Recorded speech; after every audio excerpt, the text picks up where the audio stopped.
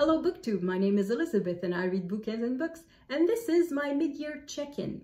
For that I will follow the questions of the mid-year book freak out tag, but I'm not freaking out. There's no reason to freak out about books, it's all fun. So that's why I call it a check-in. I will start with a few statistics. I've read, let me get my paper, 64 books this year, 34 fiction and 30 non-fiction. I did not break down the non-fiction because too many of them I did not know in which category to place them, but I did break down a bit the fiction. So I read 6 romances, 6 mysteries, 1 fantasy, or 2 if you include Piranesi in there, 2 comics, and the rest was general fiction or literary fiction or whatever you want to call it. The sort of books you find in the main fiction section of the bookstore. So that's for the statistics. The questions. Prompt number 1. Best book you've read so far in 2021. In a previous tag, I gave the answer, The Good Soldier. I still think it's one of the best books I've read this year, but I want to add another one. The other one is, it's a chunkster. It's in 2 volumes. It's Don Quixote by Cervantes. It's the first time that I read this. It's one of the foundation of Western literature. It's the first novel written in Europe. But beyond its historic importance, it's a good book. The characters of Don Quixote and Sancho Panza are adorable. Some passages are a bit longer than others because these 2 books together, it's 1,300 pages. But I'm very happy I read them.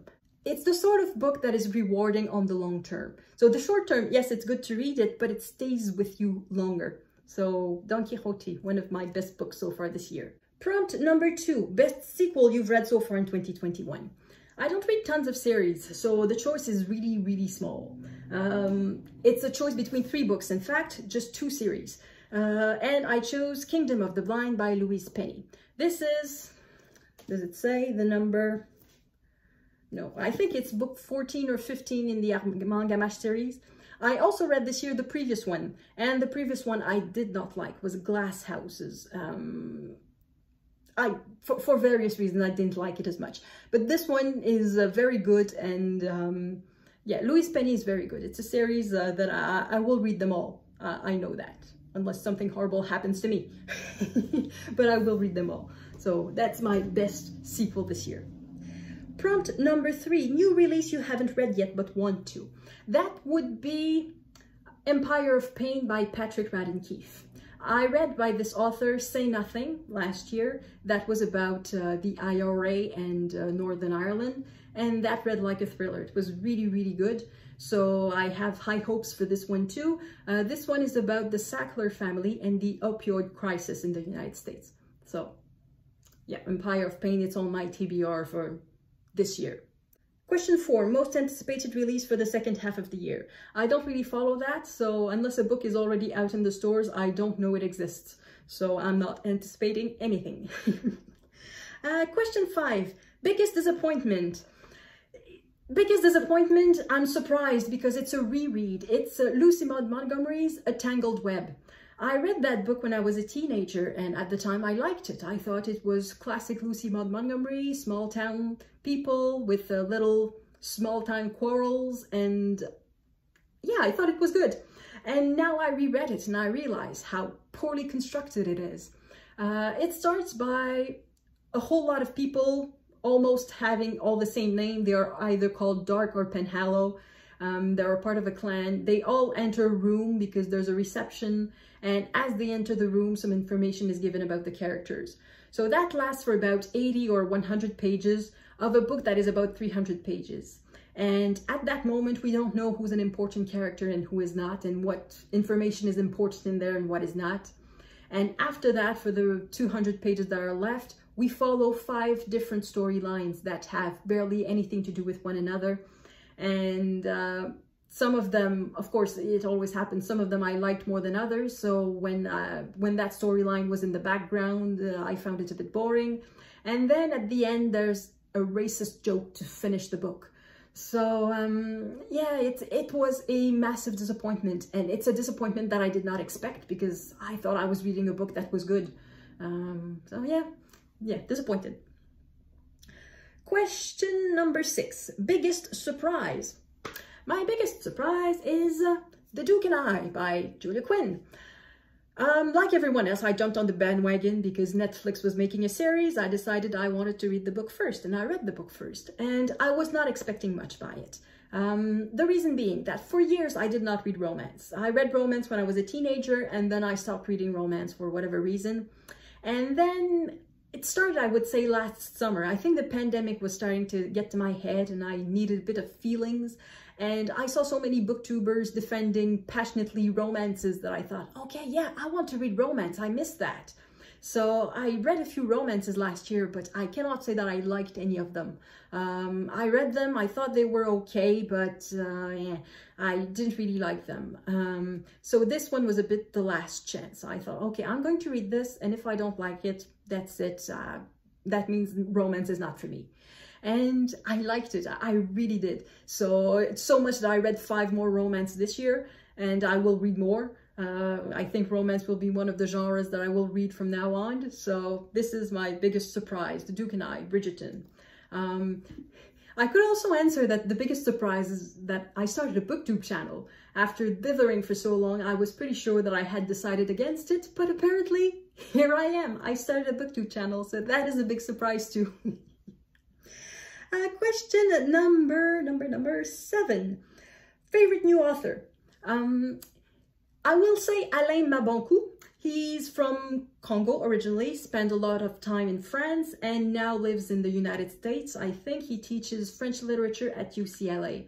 I won't say he's one of my favorite authors because I've read just 1 book by him, but that book that I read was so good that I want to read more by him. So I would say not necessarily favorite new author, but new author that interests me the most and that I want to read more about. So I want to read more of his books. That would be Alain Mabanckou. Question number 8, newest fictional crush. I'm going to turn this one around. Newest fictional heartbreak. And that one belongs to Emile Zola and his character of Octave Mouret. This is book number 9 in the Rougon-Macquart series, and the main character is a young Octave Mouret. He's a young man arriving from the province, and he decides that he wants to make it big in Paris, and he decides that women will be the way. Okay, so that's what I read this year. What I had read a long time ago, and that wasn't among my favorite books, is The Lady's Paradise by Zola. One of the protagonists is Octave Mouret, so the same character as in this one. I forgot to say the title. This one is Po Boy. It has various translations in English. It's either Potluck, Piping Hot, Restless House, Lessons in Love. So it's been translated in many ways. So that's the title. So Octave Mouret is also one of the protagonists of The Lady's Paradise. Now, when I read that, I was a teenager. It was a high school read when I was 16.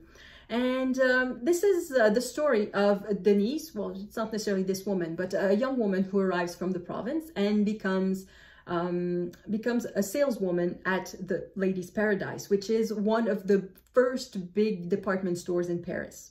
This book is about Octave Mouret, who owns The Lady's Paradise. And it is said in that book that he's not necessarily a kind man. He is not depicted as a flawless hero, but it's not really shown. It is said that he has contempt for women. We know that he has mistresses, that he cheats on his mistresses with his employees. It's not clear if the employees can say no, or if they say no that they will be fired. It's not clear, but as a 16-year-old, I don't think I saw any of that. And by the end of the book, he's actually a good man, and because of the influence of the female main character of Denise. So I liked Octave Mouret in that book, and I would say that I had a crush on Octave Mouret in that book. But in this book, young Octave Mouret is manipulative, liar, selfish, despicable. Spoiler alert, he's a rapist. He rapes 2 women. And then after that, he's surprised that they did not like it. Oh, I'm heartbroken. I really liked Octave Mouret in this book. And now I want to reread, but at the same time, I'm afraid of rereading this because knowing what I know of Octave Mouret, will I have the same outlook on this book? Because this is one of my favorite books of all times. And I'm afraid to reread it. So that is my heartbreak of the year. Octave Mouret. I don't know what I will do with him. Question number 9. Newest favorite character. I don't really have one because I'm not in love with any character as much as I hate Octave Mouret. There's nothing to counterbalance it. The closest that will come will be Bruno, Chief of Police, which is a mystery that I read a few weeks ago, so it's fresh in my mind. And I said at the time that Bruno was built so that women like me will fall in love with him because he's full of qualities and have a few faults, but they so slight they barely count. So I know I will read more about this character because I will want to read the follow-ups, the sequels. So I will say this is my new favorite character, but it's not the favorite, the love for this is not proportional to the heartbreak of Octave Mouret. Question number, where was I? 10. Book that made you cry. That would be a book that I read for the BookTube prize. It would be The Giants, the Dragon, the Women. No, The Dragons, the Giant, the Women by Y.A. Moore. I did not rate it very high in the BookTube prize because I thought it was not non-fiction. I thought it was fiction. But it's a very good book. I encourage everyone to read it. It's very, very good. And at the end I cried. Not because it was sad, but because it was so moving to see this family that was separated for so long being finally reunited. So yeah, it made me cry. Not buckets of tears, but a few tears. Yeah. A book that made you happy. I think I'll go again with Bridgerton, with The Duke and I. It's a sort of fluffy romance that is meant to make you happy, at least for a little while, because if it doesn't, I don't think there's a point in reading romance. So, The Duke and I.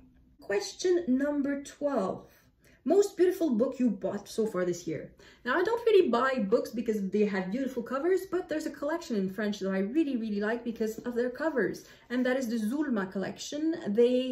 So these are two that I bought this year. This one I haven't read yet. It's about the genocide in Rwanda. And this one I have read yet, and it was not good. But it's beautiful. And their entire collection is really beautiful like that. It's like these abstract patterns with beautiful colors. And they are from authors from all over the world. So this book is by an author who is originally from Mauritius. This one is, the author is originally from Senegal. And I'll show you the others that I have in that collection, though I haven't bought them this year. This is by an author from Iran. It's a collection of short stories. This is by an author from Brazil. That was delightful. This is by an author from Iceland. That one was, it was okay. There was things in there. If you love birds, don't ever read that. And this one is by someone from Korea. I think it's from South Korea. So yeah, so these are beautiful books, beautiful covers, and I like the spines too because we have a bit of a sample of the cover on the spines. So that's the most beautiful book I bought this year. Question 13. What books do you need to read by the end of the year? There's just one, and that would be by the end of the month. It would be the address book because it's part of the group I have to read for the BookTube prize.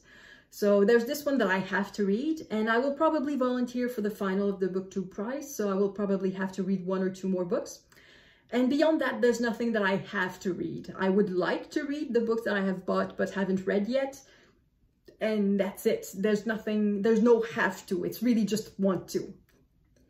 And that is it. That is the end of the tag. So that is my mid-year check-in. And yeah, so in summary, I would say that I'm having a very good year so far. Very good reading year. I read a lot. I read a lot of good books. And I started a BookTube channel. I'm still a bit flabbergasted that I did that. I'm still not completely comfortable speaking in front of a camera and filming. And yeah, I'm still working on that. So I hope your reading year has been good for you too. Let me know in the comments how it's going, the good books that you've read, the bad books that you've read, the surprises that you got, and anything you want to talk about. So thank you so much everyone for watching, and I will see you in the next video. À la prochaine!